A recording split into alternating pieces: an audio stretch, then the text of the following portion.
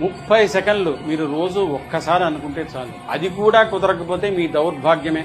నిమిషము, అర నిమిషము మంత్రాలు ఉంటాయి. ఇవి రోజు ఒకే ఒక్కసారి అనుకుంటే చాలు. మీకు ఆ రోజంతా శుభమే. ఉదయం మంచం మీద నుంచి లేచే ముందు మీ అరచేతులు ఒక్కసారి చూసుకుంటూ కరాగ్రే వసతే లక్ష్మి, కరమధ్యే సరస్వతి, కరమూలేతు గోవింద, ప్రభాతే కరదర్శనం అని అనుకోండి చాలు. కుడికాలు క్రింద పెట్టేటప్పుడు సముద్రవసనే దేవి పర్వతస్థన మండలే విష్ణుపత్ని నమస్తుభ్యం పాదస్పర్శం క్షమస్వమే అని అనుకోండి చాలు.